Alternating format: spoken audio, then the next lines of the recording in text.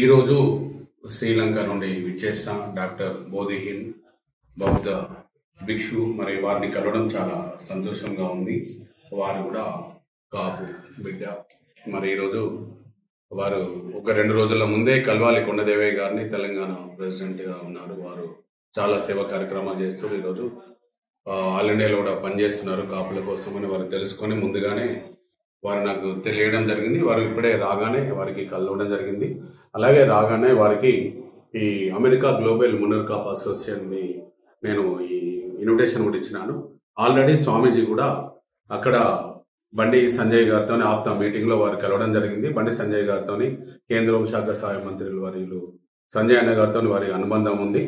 మరి ఈరోజు కాపులు తప్పకుండా రాబోయే కాలంలో ఇక్కడ ఒక ముఖ్యమంత్రి కావాలనే బ్లెస్సింగ్ అనేది ఈరోజు వారు మాట్లాడడం నేను చాలా ఆశ్చర్యకరంగా ఉంది. ఎందుకంటే కాపులందరూ ఈరోజు తెలంగాణ 2 తెలుగు రాష్ట్రాల్లో ఉన్నారు, 29 రాష్ట్రాల్లో ఉన్నారు, 25 నుంచి 30 కోట్ల మంది ఉన్నారు. ఎవరికి వాళ్ళుగా మీరు కమ్యూనిటీలో బాగా కష్టపడండి, మనందరం కూడా రాజుల వంశం నుంచి వచ్చినామని వారు ఒక మెసేజ్ కూడా పాస్ చేస్తున్నారు. ఈరోజు శ్రీకృష్ణదేవరాయలు, గౌతమ బుద్ధుడు, శ్రీరాముడు, ఈరోజు ఎంతోమంది, రాణి మంగమ్మ, పెరియార్ రామస్వామి, ఈరోజు ఎంతోమంది కూడా ఈరోజు మన కాపు కులంలో పుట్టిన వారు ఈరోజు కాపు సమాజం కోసము మరి అన్ని కులాలు కూడా బాగుండాలి అని వారు చేసిన సేవలు ఈరోజు మనందరం కూడా కాపులందరూ కూడా మనము ఒక రాజవంశం నుంచి వచ్చి రాజాధికారాలు సాధించాలనే పరిస్థితుల్లో ఒక రాజులు సింహాసనంలో అధిరోహించి కూడా ఈరోజు మనందరం కూడా వెనుకబడిపోయినామనేది వారు చెప్పడం అయితే ఆశ్చర్యంగా ఉంది.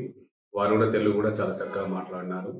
మరి ఈరోజు వారిని అమెరికా గ్లోబల్ మున్నర్ కాప్ మహాసభలకు ఇన్విటేషన్ ఇవ్వడం జరిగింది. వారు కూడా ఇదివరకు అమెరికా వచ్చినాను, నేను అన్ని సభలకు హాజరవుతాను, తప్పకుండా గ్లోబల్ మున్నర్ కాపు మహాసభ కూడా నేను హాజరవుతానని చెప్పినారు. మరి వారిని కూడా నేను రజనీకాంత్ సంఘాని గారితో ఫౌండింగ్ కన్వీనర్ మరి గ్లోబల్ మున్నర్ కాప్ అసోసియేషన్ వారితో కూడా మాట్లాడడం జరిగింది.